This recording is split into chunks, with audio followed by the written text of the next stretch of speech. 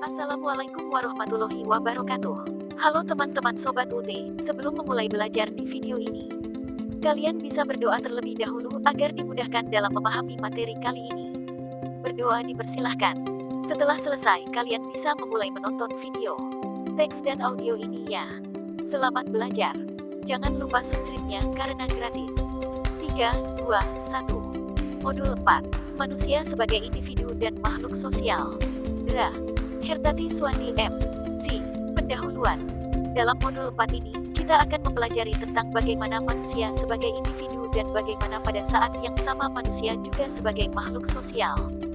Pembahasan manusia sebagai individu akan dibahas terlebih dahulu karena pada modul sebelumnya, kita telah menguraikan bagaimana keterkaitan manusia dengan kebudayaan dan peradaban, serta melihat sisi manusia sebagai makhluk budaya. Kami berharap Anda dapat memahami lebih jelas tentang bagaimana kedudukan manusia sebagai seorang individu di dalam kebudayaan dan masyarakatnya.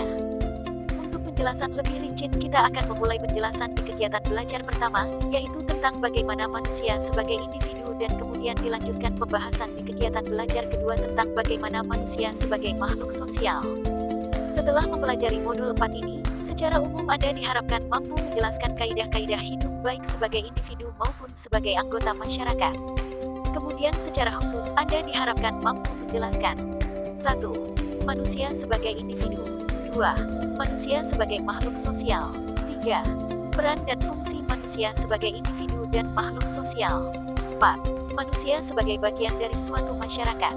5. Dinamika interaksi sosial. 6. Dilema antara kepentingan individu dan kepentingan masyarakat. Selamat belajar, semoga Anda berhasil. Kegiatan belajar 1. Hakikat manusia sebagai individu dan makhluk sosial. A. Manusia sebagai individu.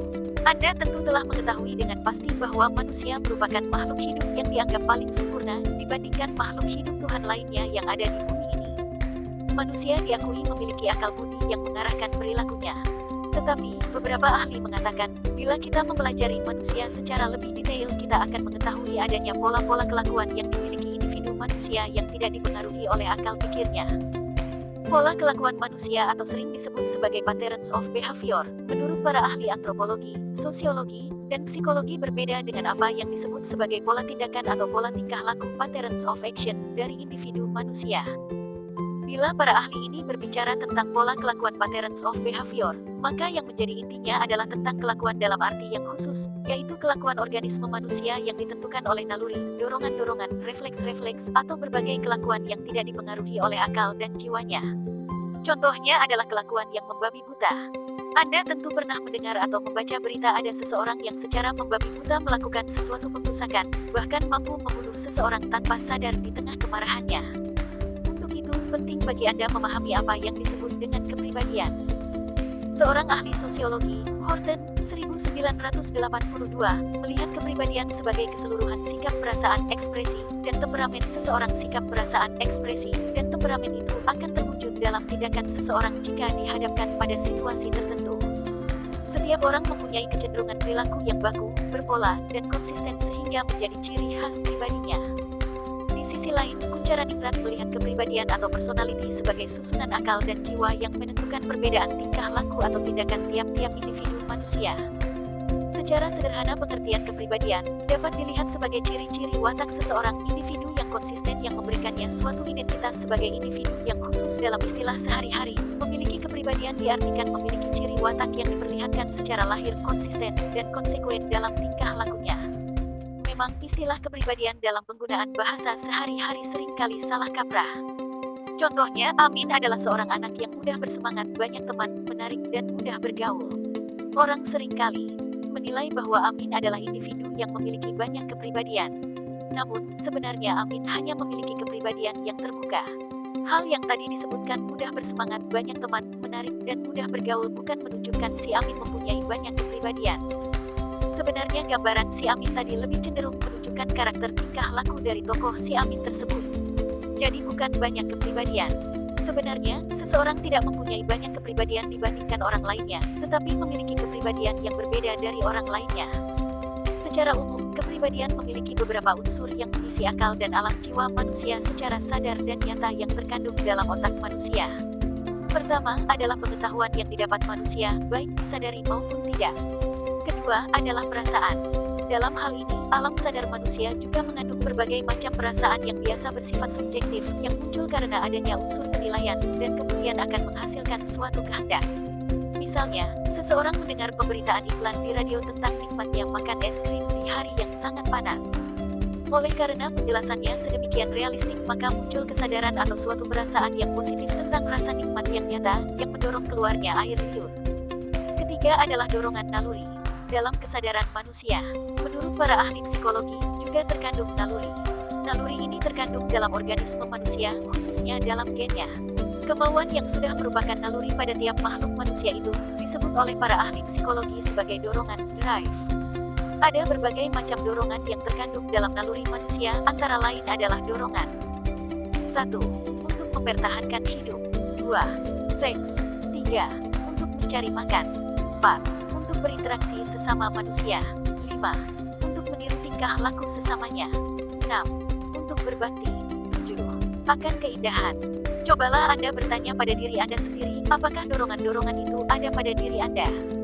Kepribadian Anda akan membawa Anda memiliki pola tingkah laku yang khas dalam merespons dorongan-dorongan tersebut. Dorongan-dorongan itulah yang menyebabkan munculnya pola tingkah laku atau pola tindakan manusia. Ada kecenderungan-kecenderungan untuk menyatakan bahwa setiap orang memiliki tingkah laku yang khas, yang muncul sebagai akibat dari dorongan-dorongan yang dia miliki. Untuk lebih jelasnya, kita perlu melihat perkembangan dari kecenderungan tingkah laku individu manusia yang melalui interaksi dengan berbagai hal yang bersifat sosial budaya. Dalam bukunya Hurton dan Hun, 1993, mengemukakan berbagai faktor yang memengaruhi kepribadian manusia terkait dengan perkembangan dan kecenderungan tingkah laku manusia, yaitu A. Warisan biologis. B. Lingkungan fisik. C. Kebudayaan. D. Pengalaman sosial kelompok. E. Pengalaman unik.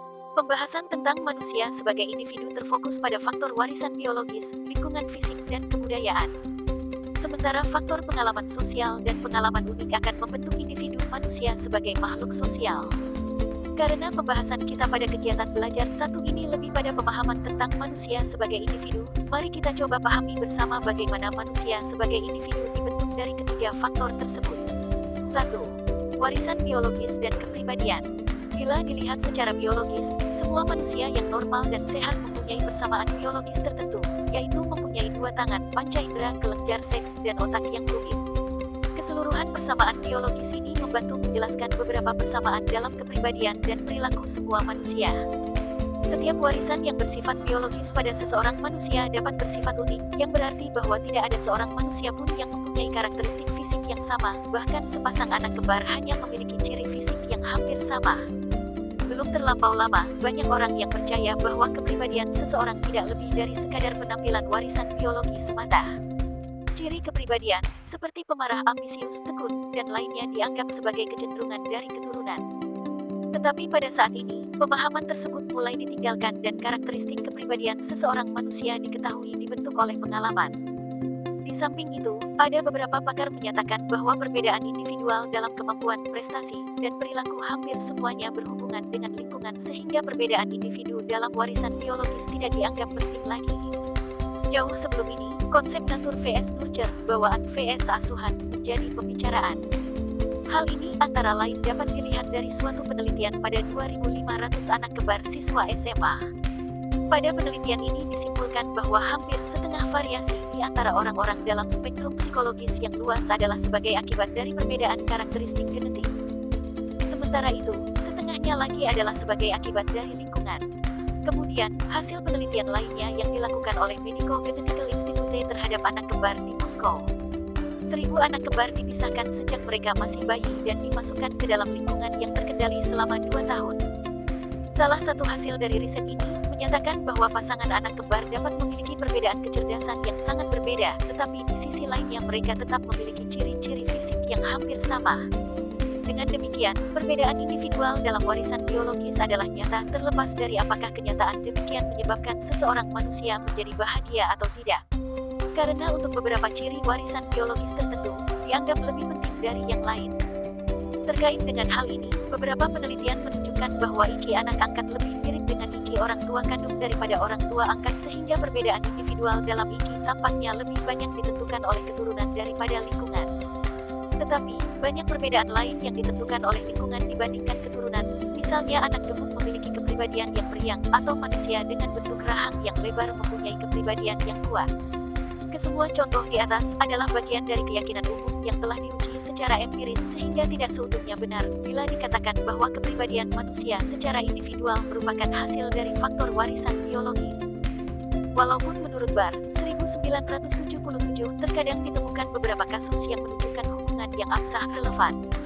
Selain itu, ada karakteristik fisik individu manusia yang didefinisikan secara sosial dan kultural dalam setiap masyarakat. Misalnya, gadis yang gemuk dikagumi di wilayah Dahomey, Amerika. Sementara di wilayah lain, barangkali gadis yang gemuk sering dijadikan bahan ejekan. Jadi, suatu karakteristik fisik dapat menjadikan seseorang cantik di dalam suatu masyarakat tertentu, dan di dalam masyarakat lainnya, menjadi seperti cerita si anak bebek yang buruk rupa. Pendefinisian ini, pada akhirnya akan memengaruhi kepribadian individu yang memiliki ciri-ciri fisik tadi, sehingga meskipun ada kemungkinan bahwa ada hubungan genetis berkaitan dengan karakteristik fisik dan sifat perilaku. Akan tetapi, dalam kebanyakan kasus terdapat lebih banyak kasus yang memperlihatkan adanya hubungan kepribadian individu dari adanya reaksi kultural dan sosial terhadap karakteristik fisik tersebut. 2. Lingkungan fisik dan kepribadian. Penjelasan tentang pengaruh lingkungan fisik terhadap kepribadian dijelaskan dalam tulisan Sorokin yang merupakan kesimpulan dari teori-teori yang dikemukakan oleh Confucius, Aristoteles, sampai dengan Huntington. Dalam tulisannya itu, Sorokin menjelaskan tentang perilaku manusia dalam hubungannya dengan iklim dan geografis. Tulisan tersebut menekankan bahwa perbedaan perilaku kelompok terutama disebabkan oleh perbedaan iklim, topografi, dan sumber alam. Contohnya, orang pedalaman Australia harus berjuang dengan gigih untuk tetap hidup, padahal bangsa Samoa hanya memerlukan sedikit waktu setiap harinya untuk mendapatkan lebih banyak makanan daripada yang bisa dimakan. Kemudian, suku koala dari Peru digambarkan Trotter, 1973, sebagai sekelompok orang yang paling keras di dunia. Dalam hal ini Trotter menghubungkan hal ini dengan hipoglikemia yang timbul karena kekurangan makanan. Di dalam kasus-kasus di atas tampak bahwa lingkungan fisik memengaruhi kepribadian dan perilaku. Walaupun demikian, dari kelima faktor yang memengaruhi kepribadian, lingkungan fisik dianggap sebagai faktor yang tidak begitu penting dibandingkan faktor-faktor lainnya dalam memengaruhi kepribadian individu. 3. Kebudayaan dan kepribadian. Kebudayaan adalah keseluruhan sistem gagasan, tindakan, dan hasil karya manusia berupa kebiasaan, kepercayaan, nilai-nilai, hukum, dan moral pada suatu kelompok masyarakat tertentu yang bersifat nyata dan dilaksanakan secara turun-temurun. Setiap individu yang baru lahir ke dunia akan menjadi makhluk yang memiliki budaya dengan mengikuti tatanan kebudayaan yang ada pada lingkungan dan masanya. Kemudian, secara individual terjadi proses internalisasi kebudayaan pada diri individu yang akan memengaruhi pembentukan kepribadiannya. Hingga kepribadian sangat ditentukan oleh faktor kebudayaan yang terjadi pada lingkungannya. Misalnya, kepribadian individu yang dibesarkan dalam keluarga yang memiliki budaya demokratis tentunya berbeda dengan kepribadian individu yang dibesarkan dalam keluarga yang memiliki budaya otoriter. Contoh lain, misalnya kepribadian orang yang berasal dari etnis Jawa, sedikit banyak akan berbeda dengan kepribadian orang yang berasal dari etnis Sunda. Setiap warga kelompok atau komunitas biasanya memberikan pengalaman atau memberikan pemahaman atas pengalaman orang-orang lain di kelompoknya sebagai bagian dari kebutuhan. Dengan demikian, pengalaman sosial, yang sebenarnya bersifat umum, sebagai kebudayaan, bagi seluruh anggota komunitas atau kelompok tertentu, dapat memunculkan suatu konfigurasi kepribadian yang sangat khas dari anggota masyarakat tersebut. Du Bois, 1944 menyebutnya sebagai modal personality, atau diterjemahkan oleh Kuncaran Ingrat, 1981, sebagai watak umum, atau kepribadian umum. Contohnya dapat Anda baca dalam ilustrasi berikut ini. Si pencemas, suku Dogu. Andai kata bisa memilih, seorang anak suku Dogu di Melanesia mungkin akan berpikir dua kali untuk mau dilahirkan di dunia ini.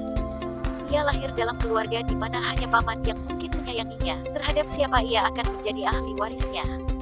Ayahnya lebih tertarik pada anak saudara perempuannya, yang biasa membencinya karena si ayah harus menunggu sampai anak tersebut disapih untuk dapat melakukan kembali hubungan seksual dengan ibunya. Sering juga ia tidak diharapkan oleh ibunya dan tidak jarang terjadi pengguguran.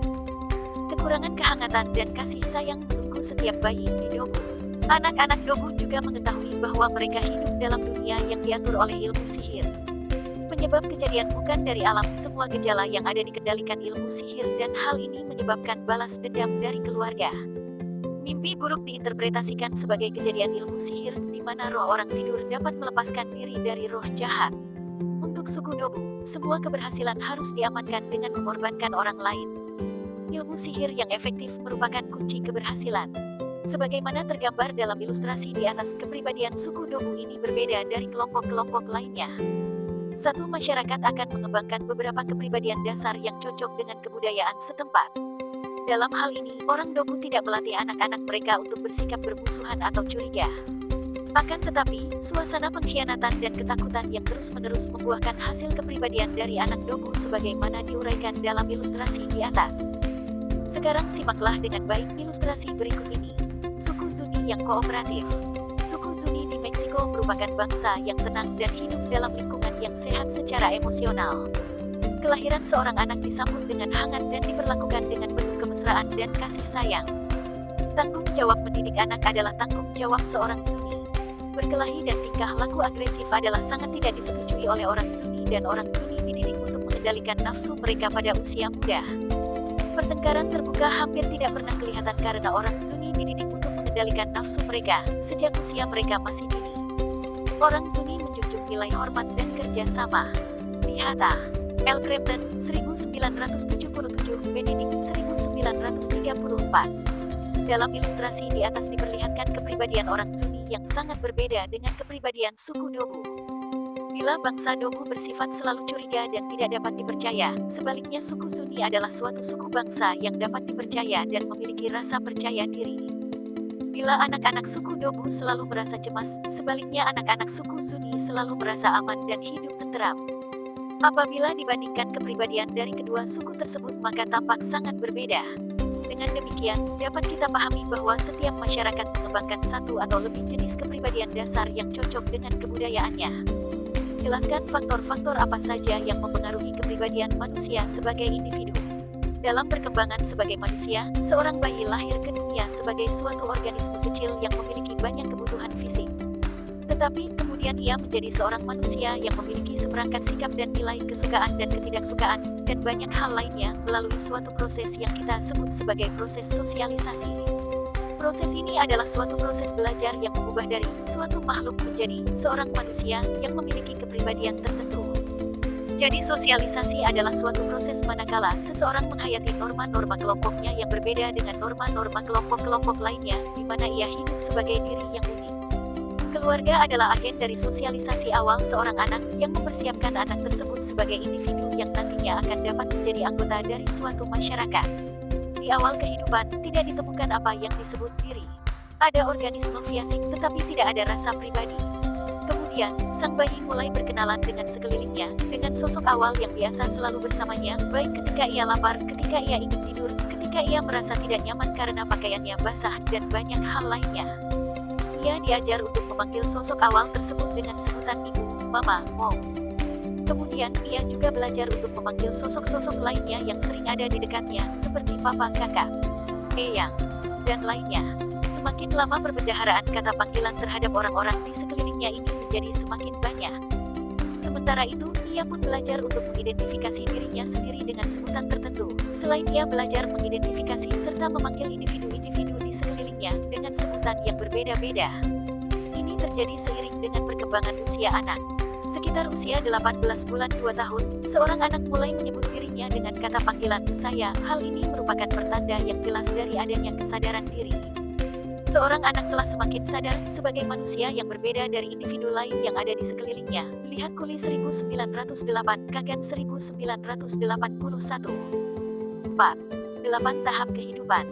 Menurut Erik Erikson, 1933, orang asli Jerman yang hidup di Amerika Serikat, siklus kehidupan manusia dapat dicapai atas 8 tahap. Dari tahapan satu ke tahapan yang lainnya ada suatu krisis identitas, identity crisis. Penjelasan Erik Erikson ini disebut sebagai teori tentang sosialisasi siklus kehidupan, life cycle socialization. Dalam hal ini, krisis identitas adalah titik balik dalam perkembangan individu ketika seseorang harus masuk ke dalam perkembangan yang lebih lanjut. Berikut adalah tabel tentang 8 tahap kehidupan. Tabel 4.1. Usia krisis identitas yang harus dipecahkan, kebajikan dasar untuk dikembangkan. Masa bayi, percaya versus tidak percaya, harapan. Masa kanak-kanak awal, 2-3 tahun, otonomi versus malu-malu dan bimbang, kemauan. Masa bermain inisiatif versus rasa bersalah tujuan. Masa sekolah 6-11 tahun, kerajinan versus rasa rendah diri kecakapan.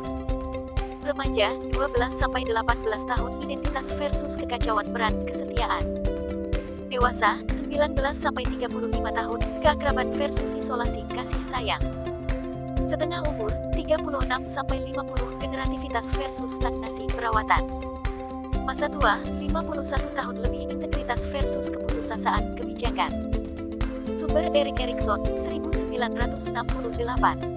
Sebagai ilustrasi, dalam tahap pertama, sang bayi sebenarnya belajar tentang rasa percaya ataupun tidak percaya pada tokoh ibu ataupun tokoh pengganti ibu. Karena di masa ini, seorang ibu akan memberikan rasa cintanya sepenuh hati atau tidak dan juga memperhatikan kebutuhan fisik sang bayi dalam hal lapar, sakit, tidak nyaman, dan lain sebagainya. Apabila seorang ibu tidak memperhatikan secara konsisten, maka sang bayi akan mengalami perasaan yang tidak percaya dan tidak aman pada orang-orang lainnya. Pada tahap kedua, yaitu masa kanak-kanak awal, anak-anak belajar tentang berbagai hal, seperti berjalan, berbicara, memanjat, dan lainnya. Dalam hal ini, anak-anak mulai membangun otonomi, yaitu mulai memilih dan mengungkap keinginannya, seperti memilih makanan yang disukai dan tidak disukai, dengan cara memakannya atau memuntahkannya. Di samping itu, juga membentuk dan mengejar harapan-harapannya. Tahap ketiga, seseorang memutuskan konflik Oedipus dan mulai mengembangkan pengertian moralnya. Kemudian di tahap keempat terjadi perkembangan psikoseksual anak. Teori Erikson sama dengan teori yang dikembangkan oleh Sigmund Freud tentang perkembangan psikoseksual anak, yakni oral, anal, genital, dan laten. Tahap kelima, tahap manakala remaja mengembangkan rasa identitas pribadi melalui interaksi dengan orang lain. Tahap keenam, tahap manakala seorang individu dewasa mengembangkan hubungan kasih yang awet dengan lawan jenisnya. Selanjutnya, pada tahap ketujuh, orang dewasa usia lanjut akan mengembangkan sesuatu kepada keluarga dan pada masyarakat. Sampai pada tahap ke-8, tahap manakala seorang individu sampai pada tahap harus bersiap menghadapi masa akhir hidup baik secara terhormat ataupun penuh keputusasaan. Bila Anda perhatikan teori Erikson ini, Anda dapat melihat bahwa dalam setiap tahap manusia sebagai individu akan mengalami proses yang terus berkembang. Dalam perkembangan diri manusia, kadang terjadi apa yang disebut Erikson dengan istilah krisis identitas, yang seringkali menyebabkan manusia sebagai individu dalam tiap tahap perkembangannya mengalami masa yang ragu-ragu dan bimbang. Gambaran ini memberikan pemahaman kepada Anda, mengapa remaja seringkali mengalami masalah pribadi di masa perkembangannya, atau lansia mengalami masa sulit secara pribadi untuk beradaptasi pada perubahan kepribadiannya karena penurunan tingkat kemampuan biologisnya. 5. Pentingnya gambaran diri. Gambaran tentang diri akan membentuk kepribadian seorang individu, yang selanjutnya akan membackground pola perilakunya sebagai individu. Hal ini terlihat dalam suatu studi yang cukup terkenal, yaitu Equality of Educational Opportunity, Coleman, 1966. Studi ini menemukan bahwa ciri-ciri kepribadian yang paling penting berkaitan dengan pelajaran sekolah adalah konsep diri anak dan rasa penguasaan terhadap lingkungan, yaitu perasaan bahwa usahanya akan membuahkan perbedaan. Pendidikan yang efektif di sekolah terletak pada pembangunan kepercayaan diri pelajar. Sebaliknya, kurangnya gambaran diri yang memuaskan hampir selalu merusak prestasi kerja dan prestasi belajar. Studi lainnya, yaitu dari Leviton, 1975, menunjukkan bahwa anak-anak sekolah kulit hitam memiliki harga diri yang lebih rendah daripada anak-anak kulit putih, dan ini diyakini sebagai faktor penyebab prestasi sekolah anak-anak kulit hitam lebih buruk daripada anak-anak kulit putih. Akan tetapi, dalam penelitian terakhir tentang masalah yang sama, kondisi sudah jauh berubah. Anak-anak kulit hitam sudah memiliki harga diri yang lebih baik dibandingkan hasil penelitian sebelumnya. Gambaran diri yang tidak memuaskan sejak dini akan menyebabkan tingkah laku yang negatif, seperti nakal, antisosial, dan tidak menyenangkan. Lihat Swartz dan Tangrig, 1965. Kaplan, 1975, 1977. Sebenarnya, sejumlah tingkah laku mulai dari kebiasaan-kebiasaan yang agak mengganggu sampai kepada kebiasaan yang sifatnya neurosis yang serius berhubungan dengan gambaran diri ini. Jadi, konsep gambaran diri tidak perlu berkaitan dengan fakta-fakta objektif. Konsep diri kadang sering terbentuk dari hasil tanggapan penilaian orang lain. Ini yang dikemukakan Cooley dalam teori Looking Glass Self. Dijelaskan bahwa pembentukan diri individu sebagaimana gambaran dalam cermin. Cermin memberikan bayangan mengenai diri fisik kita, dan persepsi tanggapan orang lain memberikan gambaran diri sosial kita, melalui apa dinamakan sebagai diri cerminan orang lain. Lihat Cooley, 1902. Oleh karena itu, penting bagi kita untuk juga memperhatikan bagaimana orang melihat diri kita sehingga konsep diri yang kita miliki berkembang seiring dengan apa yang diharapkan orang-orang lain di sekitar kita. Hal ini akan dapat membantu kita agar dapat berperan aktif dalam masyarakat. Membangun relasi sosial yang baik, bijak menghadapi penilaian orang lain, dan terbuka terhadap kritik yang membangun, yang mungkin akan membentuk kita menjadi individu yang lebih baik. 6. Pengalaman unik dan kepribadian. Pengalaman individu akan berbeda satu dengan yang lainnya, dan akan menghasilkan individu yang berbeda, walaupun individu-individu tersebut dilihat dari latar belakangnya, mereka ini berasal dari kelompok keluarga yang sama. Pertanyaannya, mengapa demikian? Jawabannya adalah kita perlu melihat pada pengalaman. Pengalaman sifatnya sangat individual, artinya walaupun individu tersebut saling memiliki hubungan kekerabatan atau memiliki hubungan keturunan yang sama, tetapi dari sudut pengalaman dapat berbeda satu dengan yang lainnya. Walaupun demikian, tidak dapat dipungkiri bahwa ada pula pengalaman yang serupa untuk beberapa hal tertentu. Dengan demikian, pengalaman setiap orang adalah unik dan tidak ada pengalaman siapapun yang sempurna dan dapat menyamainya. Selain itu, pengalaman tidak hanya sekadar bertambah tetapi sifatnya menyatu. Maksud dari penjelasan terakhir adalah bahwa sebuah kepribadian tidak dibangun seperti menyusun puzzle atau yang kita lihat sebagai kepingan-kepingan peristiwa yang merupakan suatu pengalaman bagi individu. Makna dan pengaruh sebuah pengalaman tergantung pada pengalaman-pengalaman sebelumnya. Contohnya, bagi seorang mahasiswa Indonesia yang bersekolah di perguruan tinggi di Amerika, makan soto ayam adalah suatu hal yang luar biasa dan jarang dilakukan. Dengan demikian, pengalaman makan soto ayam di negeri lain menjadi pengalaman yang sangat berkesan ketika sehari-harinya dia hanya dapat makan hamburger, steak, pasta, dan lainnya. Tetapi, berbeda bagi pengalaman mahasiswa Indonesia yang tinggal di Jakarta, makan soto ayam adalah makanan sehari-hari, baik di rumah, di kantin kampus, ataupun di warung Tegal dekat kampus. Jadi makan soto ayam adalah suatu pengalaman yang biasa dalam kehidupan individu ini. Para psikoanalisis menjelaskan bahwa peristiwa tertentu dalam pengalaman seseorang adalah penting sekali karena peristiwa tersebut mewarnai reaksi seseorang atas pengalaman berikutnya. Jadi, pengalaman setiap orang merupakan suatu jaringan dari jutaan peristiwa, masing-masing dimaknai dan merupakan pengaruh dari pengalaman-pengalaman yang sebelumnya. Dengan demikian, bisa dimengerti apabila dikatakan bahwa analisis kepribadian merupakan hal yang rumit. Faktor apa saja yang memengaruhi perkembangan manusia sebagai individu? B. Manusia sebagai makhluk sosial. Kita telah sama-sama memahami bagaimana hakikat manusia sebagai individu. Akan tetapi, perlu Anda ingat bahwa manusia sebagai individu memerlukan individu lain untuk dapat hidup sebagai manusia. Mengapa demikian?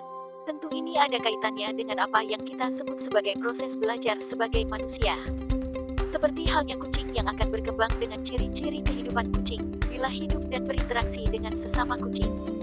Anda tentunya pernah mengetahui cerita tentang Tarzan. Dalam cerita tersebut digambarkan bagaimana seorang bayi yang sejak kecil dipelihara oleh seekor monyet. Setelah dewasa, walaupun secara fisik ia berupa manusia, tetapi cara dia bertindak, berperilaku, dan berbicara lebih menyerupai seekor monyet. Dengan kata lain, untuk dapat hidup sebagai manusia, kita pasti akan butuh manusia lain untuk mengajari bagaimana cara hidup seorang manusia. Seperti juga hewan, ada hewan yang jinak dan ada yang ganas. Manusia pun demikian, ada manusia yang baik dan ada manusia yang jahat. Akan tetapi, manusia bukan hewan. Manusia secara kodrati memiliki akal. Dengan akalnya, manusia mampu berpikir untuk memilih. Secara budaya, akal manusia dibekali dengan budi pekerti yang berisikan nilai-nilai tentang apa yang baik dan yang buruk, yang benar dan yang salah. Dengan budi pekertinya, manusia akan mampu menggunakan akal untuk memilih yang baik.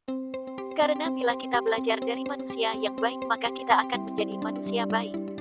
Sebaliknya, bila kita belajar dari manusia yang jahat, maka kita akan menjadi jahat pula.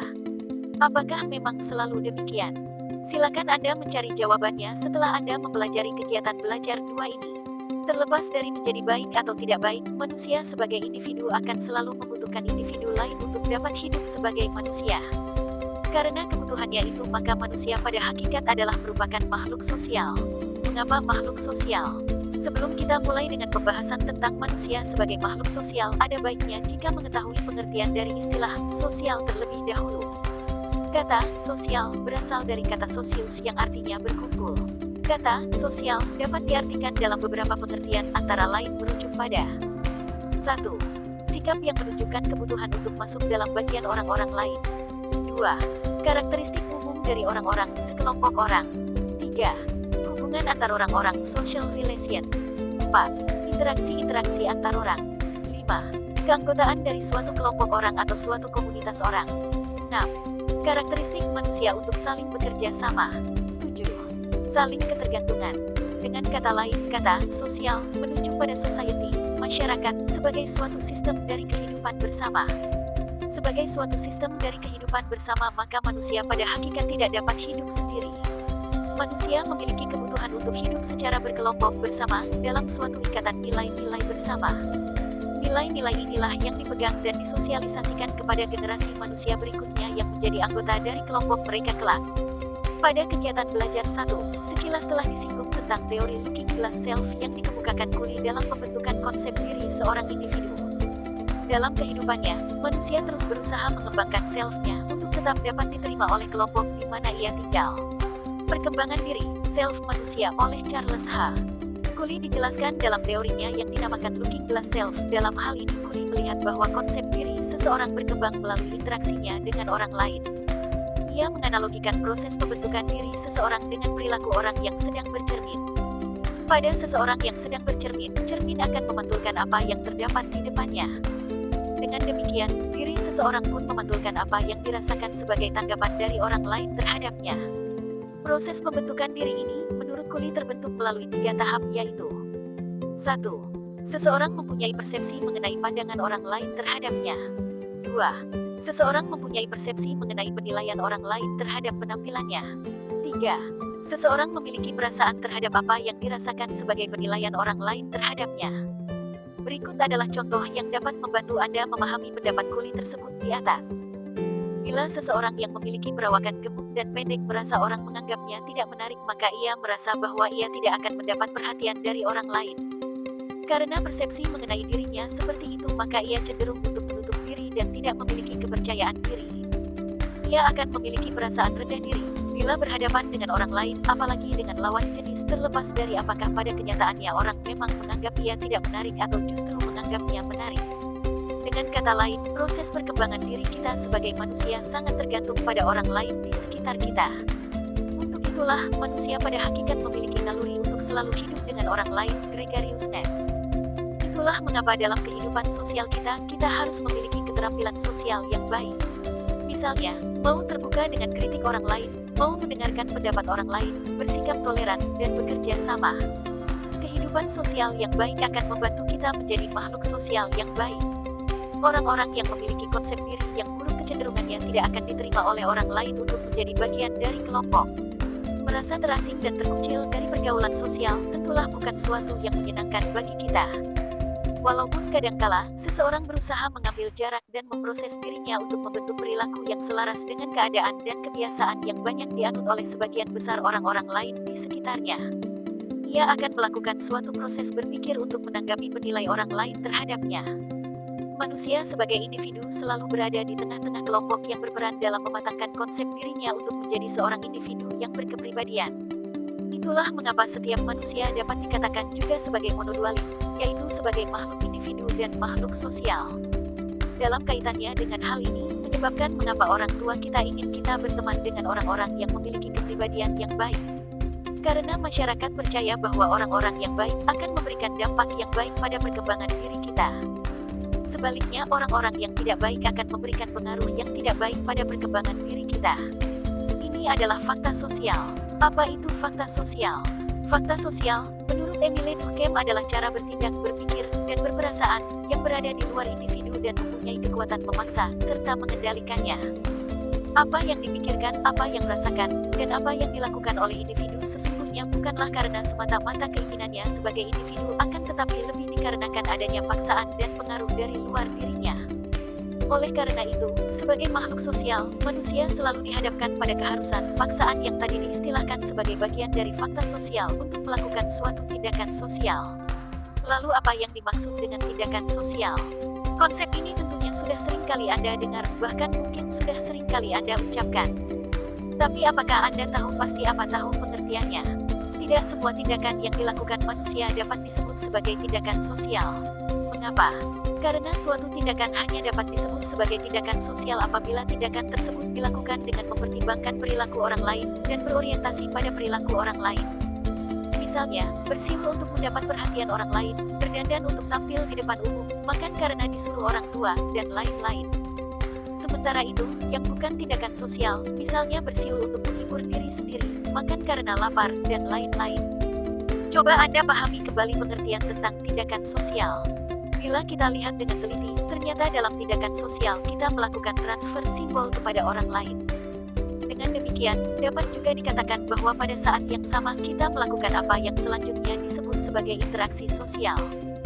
Dalam batasan konsepnya, interaksi sosial diartikan sebagai hubungan antara individu satu dan individu lain. Individu satu dapat mempengaruhi individu yang lain atau sebaliknya, jadi terdapat hubungan yang saling timbal balik. Akan tetapi, karena manusia biasa hidup berkelompok, maka konsep interaksi sosial bukan hanya berlaku pada hubungan antar individu, melainkan juga antara individu dengan kelompok, dan antara kelompok yang satu dengan kelompok yang lain. Pada saat seseorang atau suatu kelompok melakukan interaksi, maka sesungguhnya mereka melakukan apa yang disebut dengan pertukaran simbol, baik simbol verbal, bahasa yang dituangkan dalam kata-kata, maupun nonverbal, isyarat atau bahasa tubuh. Ahli sosiologi membahasnya dalam teori interaksionisme simbolis, sedangkan dalam bahasan ilmu komunikasi maka hal ini lebih lazim disebut dengan komunikasi verbal dan komunikasi nonverbal. Karena dalam interaksi sosial yang dipertukarkan adalah simbol, maka dapat saja terjadi kesalahan melakukan interpretasi atas makna simbol yang diberikan dari orang atau kelompok lain. Penafsiran yang berbeda antara satu individu ke individu lain, atau satu kelompok ke kelompok lain dapat menimbulkan pertentangan makna simbol. Inilah yang kemudian dapat menimbulkan konflik dalam interaksi. Anda tentu pernah mendengar peristiwa terjadinya tawuran antar pemuda yang disebabkan karena kesalahpengertian dari tindakan sosial seseorang. Karena tindakan yang dilakukan pemuda A, yang sesungguhnya sama sekali bermaksud menghina pemuda B, akan tetapi ditafsirkan justru menghina oleh pemuda B, akan dapat menyulut munculnya konflik antara kedua pemuda tersebut. Bahkan, hal ini bisa terjadi pada konflik antar kelompok, misalnya konflik antar suku bangsa, konflik antar pemeluk agama, dan lain sebagainya. Untuk itulah, dalam melakukan penyelesaian konflik sosial, biasanya ditempuh dengan jalan musyawarah untuk mufakat. Apa yang disepakati? Tentunya simbol. Tiap-tiap pihak yang berkonflik mencoba mencari persamaan atas simbol yang mereka pertentangkan. Dan selanjutnya, mencari jalan keluar agar simbol, baik simbol verbal maupun simbol non-verbal tersebut tidak lagi dipertentangkan. Dengan demikian, maka makna simbolik menjadi makna esensial yang ada dalam pendidikan umum. Karena pendidikan umum, terutama ISBD, memberikan suatu pemahaman akan pentingnya kita memiliki pemaknaan yang baik terhadap simbol-simbol yang ada dalam masyarakat kita sehingga kita dapat membangun interaksi sosial yang baik dengan masyarakat. Kembali lagi pada pembahasan tentang interaksi sosial. Berdasarkan bentuknya, interaksi sosial dapat berupa konflik dan kerjasama. Konflik sosial yang terjadi dapat bersifat laten maupun manifest. Konflik sosial yang manifest adalah konflik sosial yang tampak dan dapat kita lihat dengan jelas, misalnya tawuran pelajar, perang antar suku, baku hantam antar pemuda, dan lain-lain. Sementara itu, konflik sosial laten adalah konflik sosial yang tidak tampak di permukaan dan tersembunyi dalam hubungan sosial yang dikemas dengan baik di luarnya. Dari luar orang akan melihat bahwa hubungan antara individu atau antara kelompok yang ada tidak ada masalah, akan tetapi sesungguhnya masing-masing memiliki benih-benih konflik. Banyak pihak melihat bahwa konflik laten akan lebih berbahaya daripada konflik yang manifest karena benih-benih konflik yang terakumulasi dalam jangka waktu yang lama dapat meledak menjadi konflik terbuka yang dahsyat. Karena kemungkinan adanya konflik laten antar pihak-pihak yang berinteraksi, penting bagi kita untuk memahami hubungan yang ada di antara orang dengan orang lain, suatu kelompok dengan kelompok lainnya, juga antara masyarakat dengan masyarakat lainnya. Seringkali orang tidak sadar bahwa apa yang diucapkan dan dilakukan pada pihak tertentu akan memberikan dampak pada pihak lainnya. Misal, bila Anda seorang pengusaha yang berkeinginan memberikan bantuan kepada suatu kelompok masyarakat, bantuan yang Anda berikan tadi bisa saja dapat menimbulkan kecemburuan sosial pada kelompok masyarakat lain di sekitarnya, yang kemudian akan menjadi konflik di antara dua kelompok masyarakat, yang pada awalnya justru terlihat harmonis. Tuntutan bantuan yang sama akan juga diajukan sebagai bentuk kecemburuan sosial. Bila tuntutan mereka tidak terpenuhi, maka akan mungkin terjadi konflik. Kembali pada bentuk interaksi sosial, konflik bisa saja terjadi dalam bentuk persaingan, pertentangan, kecemburuan, dan lain-lain. Sementara itu, Interaksi sosial yang berupa hubungan kerjasama dapat dilakukan dalam bentuk pemberian dukungan dan bantuan, baik fisik maupun non-fisik, psikologis, baik material maupun non-material, baik berupa verbal maupun non-verbal tindakan. Untuk memberikan pemahaman yang baik tentang manusia sebagai makhluk sosial, mari kita pelajari bagaimana proses seorang individu manusia berkembang menjadi makhluk sosial. Pada saat baru dilahirkan, manusia melakukan interaksi awalnya dengan ibu. Kemudian akan mulai mengenali adanya orang-orang lain di sekitarnya selain ibu. Lalu mulai mengenal sosok ayah, kakek, nenek, kakak, dan lain-lain. Dalam hal ini, seorang anak mulai mengerti makna dari suatu interaksi dilakukan oleh orang-orang lain di sekelilingnya. Misalnya, ia akan tertawa bila seseorang menampakkan mimik wajah lucu atau menggelitik tubuhnya, akan menangis bila ia dicubit, dan lainnya. Itulah tahap awal dari interaksi sosial manusia. Manusia sebagai makhluk sosial selalu melakukan interaksi sosial untuk memenuhi kebutuhan hidupnya. Interaksi sosial merupakan syarat mutlak individu untuk bertahan hidup. Kemampuan berinteraksi sosial individu berbeda-beda antara yang satu dengan yang lain. Interaksi sosial melibatkan diri dan lingkungan sekitarnya. Individu yang memiliki konsep diri yang baik akan selalu berhati-hati dalam melakukan interaksi sosial sehingga ia tidak akan menyalahi aturan-aturan yang berlaku. Kemampuan berinteraksi sosial individu tergantung dari konsep diri yang dimilikinya. George Herbert Mead dalam teorinya tentang tahap perkembangan diri, self manusia, melihat bahwa manusia yang baru lahir belum mempunyai diri. Diri manusia berkembang secara bertahap melalui interaksinya dengan orang lain, ia lalu belajar memahami peran yang harus ia mainkan dalam masyarakatnya, dan mencoba memahami peran-peran orang lain di sekitarnya. Adapun tahapan dalam perkembangan diri, self manusia terdiri atas 1. Tahap play stage, yaitu tahap manakala seorang anak mulai belajar mengambil peran orang lain yang ada di sekitarnya. Ia mulai menirukan peran orang lain yang ada di sekitarnya, terutama orang tua. Misalnya, anak-anak yang mulai bermain seolah-olah ia adalah seorang ibu, seorang bapak, dan sebagainya. Akan tetapi, pada tahap ini seorang anak tidak mengetahui makna atau isi dari peran yang ditirunya. Ia hanya menirukan perilaku, kebiasaan dan tingkah laku, gerak tubuh dan lain-lain yang ia lihat. 2. Tahap game stage, yaitu tahap manakala seorang anak tidak hanya mahir menirukan perilaku, kebiasaan, dan tingkah laku orang-orang lain di sekitarnya, akan tetapi ia sudah mulai memahami apa makna dan arti dari peran orang yang ditirunya. Misalnya, pada saat ia bermain sebagai ibu dalam suatu permainan, ia akan tahu ibu biasanya berinteraksi dengan siapa saja, dan apa yang diharapkan orang-orang lain dari seorang ibu, dan sebagainya. Dengan kata lain, ia sudah mulai dapat mengambil peran orang lain. 3. Tahap generalis othar, yaitu tahap manakala seorang anak telah mampu memahami perannya dan peran-peran orang lain di sekitarnya. Ia sudah mampu berinteraksi dengan orang lain dengan baik karena ia tahu bagaimana dan apa yang diharapkan orang lain terhadapnya, apa peranan orang-orang tersebut untuk dirinya. Pada tahap ini seorang juga telah dapat mengambil peran-peran yang dijalankan orang ia alam masyarakat generalis othar. Pihak-pihak atau orang-orang yang berperan penting dalam tahap sosialisasi ini dinamakan signifikan othar. Berdasarkan pandangan Mead tersebut, maka melalui sosialisasi, seorang individu akan berkembang menjadi makhluk sosial dalam interaksinya dengan orang lain, dengan cara mempelajari dan belajar mengambil peran yang ada dalam masyarakat. Lalu, bagaimana bila seorang manusia tidak mengalami sosialisasi? Jawabannya tentu jelas, yaitu manusia itu tidak akan mampu untuk berinteraksi dengan orang lain. Ia tetap manusia, tetapi ia tidak dapat berperilaku sebagai makhluk sosial. Mengapa? Karena untuk menjadi makhluk sosial, kita dituntut untuk dapat berinteraksi dan hidup dengan orang lain. Sementara itu, untuk mendapatkan keterampilan sosial itu, agar dapat berinteraksi dan berpartisipasi dalam masyarakat, kita sangat tergantung pada bagaimana sosialisasi yang kita dapatkan. Dalam sosialisasi, masyarakat berusaha untuk mempengaruhi individu agar berpikir, bertindak, dan berperasaan seperti yang diharapkan oleh masyarakat sehingga dalam proses perkembangannya sebagai manusia, seorang individu mampu melakukan peranan-peranannya sesuai dengan yang diharapkan masyarakat. Dengan demikian, sosialisasi menjadi sangat penting dalam proses manakala seorang individu dapat menjadi makhluk sosial. Sebagai mahasiswa ISBD, Anda harus memahami bagaimana pentingnya proses sosialisasi ini dalam membentuk seorang manusia di dalam peranannya sebagai makhluk sosial. Bentuk sosialisasi yang Anda dapatkan akan membentuk diri Anda. Untuk itu, perhatikan siapa agen sosialisasi Anda, nilai-nilai apa yang ditanamkan pada Anda, dan bagaimana Anda menanggapi nilai-nilai yang disosialisasikan ke dalam diri kepribadian Anda. Atau bila Anda berperan sebagai agen sosialisasi, hati-hatilah menjalankan peran Anda tersebut.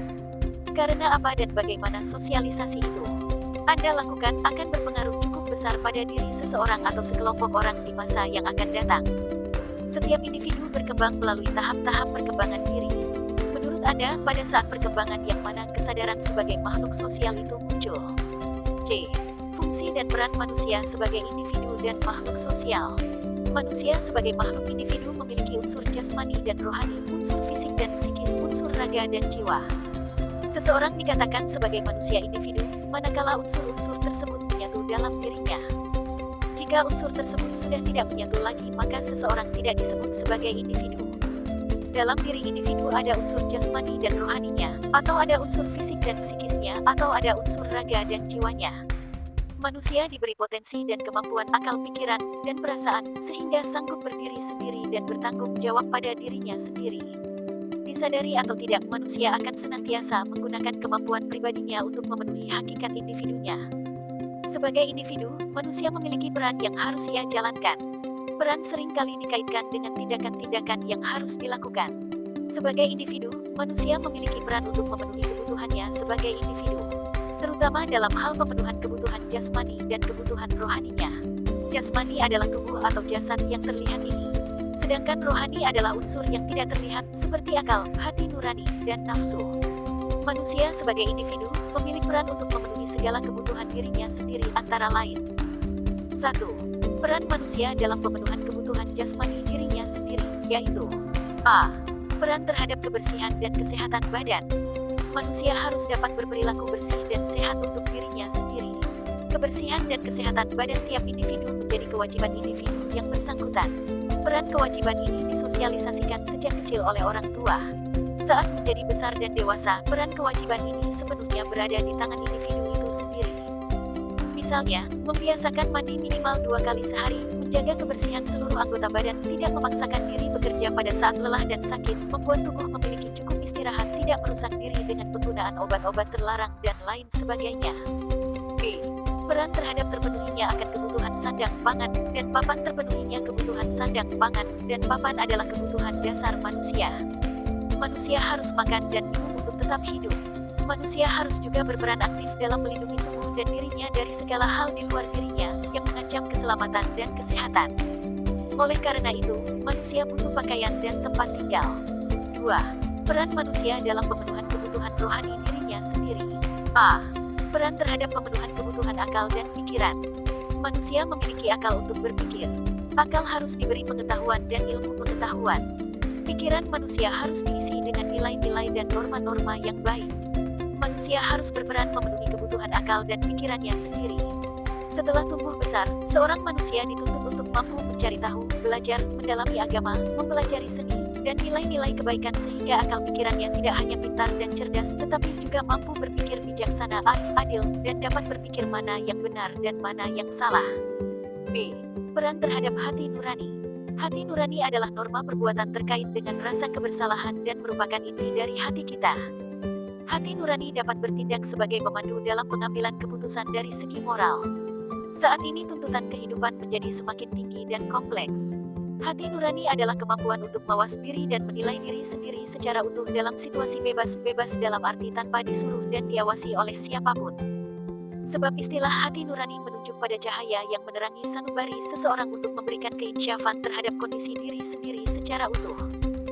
Sehingga dapat membedakan di antara yang baik dan yang buruk, yang benar dan yang salah, dan yang membuat seseorang merasa wajib berbuat sesuatu sesuai dengan situasi yang dihadapi sebagai perwujudan sikapnya. Oleh karena itu, hati nurani merupakan ciri pokok eksistensi moral seseorang, maka sering disebut kesadaran moral, suara batin, atau suara hati seseorang. Oleh karena itu, manusia harus memberikan isi pada hati nuraninya dengan nilai-nilai dan norma-norma sosial budaya, serta agama yang menjadi bagian dari kehidupannya.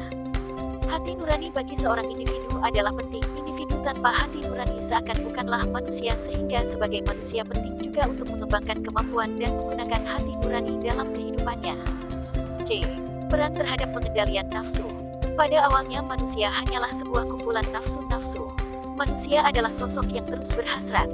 Oleh karena itu, Nafsu manusia tidak akan pernah habis dan manusia tidak akan pernah merasa puas karena nafsu yang tidak terbatas itu harus dipenuhi oleh dunia yang terbatas. Nafsu-nafsu itu kemudian juga bersaing satu sama lain dalam diri manusia dan pada akhirnya inilah yang menjadikan manusia itu seperti apa, sosok yang menjadi bahan penilaian banyak orang. Manusia tidak pernah memiliki sebuah nafsu yang tunggal. Nafsu pada manusia senantiasa majemuk. Oleh karena itu, menjadi jelas mengapa manusia memiliki banyak sifat seperti pemarah, murah hati, rendah hati, dan lain sebagainya. Sebenarnya, hal ini merupakan bentuk yang muncul dari perealisasian nafsu yang ada dalam diri manusia tersebut. Saat nafsu tidak terpenuhi, misalnya maka kita akan menjadi marah, namun sebaliknya di saat nafsu kita terpenuhi ada kesenangan menyelimuti dan terpancar juga ke orang-orang di sekitar kita. Ketika ada hasrat untuk berbagi maka manusia itu disebut murah hati. Nafsu harus dikendalikan oleh akal dan hati nurani. Manusia harus berperan aktif untuk mengendalikan nafsunya dengan akal dan hati nuraninya sendiri. Dengan kata lain, manusia harus berperan aktif untuk menjadikan dirinya sebagai individu yang baik. Manusia, pada dasarnya adalah makhluk yang bebas namun tidak bebas. Oleh karena itu, Jean-Jacques Rousseau dalam bukunya The Social Contract mengatakan bahwa man is born free and everywhere he is chained. Dengan kata lain, manusia memang bebas tapi ia selalu terbelenggu di mana-mana. Apa yang membelenggunya? Seperti yang telah kita bahas sebelumnya, bahwa manusia selain sebagai individu juga sebagai makhluk sosial. Dalam hakikat sebagai makhluk sosial yang dihadapkan pada peranannya dalam masyarakat. Peran erat kaitannya dengan kewajiban dan hak. Manusia tidak bisa hanya menuntut hak tetapi juga harus melakukan kewajibannya sebagai makhluk sosial. Sebagai makhluk sosial, manusia harus dapat memiliki keterampilan sosial yang baik dalam hubungannya dengan manusia lain. Libet dan Levinson mengemukakan keterampilan sosial sebagai kemampuan yang kompleks untuk menunjukkan perilaku yang baik dan akan dinilai secara positif atau negatif oleh lingkungan, dan jika perilaku itu tidak baik akan diberikan punishment oleh lingkungan. Sementara itu, menurut Morgan, keterampilan sosial adalah kemampuan untuk menyatakan dan berinteraksi secara positif dengan orang lain. Keterampilan sosial juga diartikan sebagai kemampuan untuk berperilaku sesuai dengan keinginan lingkungan sosial dan menghindari perilaku negatif dari berbagai konteks sosial. Ada beberapa bentuk keterampilan sosial menurut Gresham dan Rescli antara lain sebagai berikut. 1. Perilaku interpersonal. Perilaku interpersonal adalah perilaku yang menyangkut keterampilan yang digunakan selama melakukan interaksi sosial yang disebut dengan keterampilan menjalin persahabatan. 2. Perilaku yang berhubungan dengan diri sendiri. Perilaku ini merupakan ciri dari seorang yang dapat mengatur dirinya sendiri dalam situasi sosial, seperti keterampilan menghadapi stres, memahami perasaan orang lain, mengontrol kemarahan, dan sebagainya. 3. Perilaku yang berhubungan dengan kesuksesan akademis. Perilaku ini berhubungan dengan hal-hal yang mendukung prestasi belajar di sekolah, seperti mendengarkan guru, mengerjakan pekerjaan sekolah dengan baik, dan mengikuti aturan-aturan yang berlaku di sekolah. 4. Penerimaan teman sebaya. Hal ini didasarkan bahwa individu yang mempunyai keterampilan sosial yang rendah akan cenderung ditolak oleh teman-temannya karena mereka tidak dapat bergaul dengan baik. Beberapa bentuk perilaku yang dimaksud adalah memberi dan menerima informasi, dapat menangkap dengan tepat emosi orang lain, dan sebagainya. 5. Keterampilan berkomunikasi. Keterampilan ini sangat diperlukan untuk menjalin hubungan sosial yang baik berupa pemberian umpan balik dan perhatian terhadap lawan bicara dan menjadi pendengar yang responsif. Keterampilan sosial ini sangat penting dimiliki tiap makhluk sosial untuk membangun hubungan dengan manusia lainnya dalam ikatan masyarakat. Sebagai bagian dari anggota masyarakat, manusia berperan dalam membentuk dan menjalankan kebudayaan. Karena dengan kebudayaan, manusia akan dituntut untuk berpikir, berperasaan, dan berperilaku seperti yang diharapkan masyarakatnya. Tentu saja sesuai dengan unsur-unsur kebudayaan dalam masyarakat di mana ia tinggal, seperti nilai, norma, aturan, kebiasaan, adat istiadat, bahasa, dan sebagainya. Dengan demikian, manusia akan dengan mudah masuk dan diterima sebagai anggota kelompok dari masyarakat tersebut. Dengan kata lain, keterampilan sosial memberikan dasar bagi manusia untuk dapat berperan sebagai makhluk sosial, yaitu 1. Melakukan interaksi dengan manusia lain atau kelompok dalam masyarakat. 2. Membentuk kelompok-kelompok sosial. 3. Menciptakan dan menjalankan norma-norma sosial sebagai pengaturan tata tertib kehidupan kelompok. 4. Menjadi agen sosialisasi bagi generasi penerusnya dalam rangka terpeliharanya kehidupan sosial di masa yang akan datang. Oleh karena itu, penting bagi kita semua untuk menjalankan peran-peran kita sebagai makhluk sosial di dalam masyarakat. Sikap tidak peduli dan individualistik hanya akan menghancurkan kehidupan sosial budaya yang sudah ada. Bahkan, justru akan membuat kita merasa asing, sendiri, dan dari kehidupan sosial budaya di lingkungan kita sendiri. Sebagai makhluk sosial, tidak ada manusia yang dapat bertahan dalam kondisi tersebut. Untuk itu, mulailah Anda menanamkan nilai-nilai keterampilan sosial di dalam diri Anda. Kegiatan belajar 2 akan dibahas di video selanjutnya. Terima kasih telah menonton video pembelajaran ini. Semoga dapat bermanfaat membantu menemani belajar modul buku materi pokok Universitas Terbuka. Wassalamualaikum warahmatullahi wabarakatuh. See you in next video.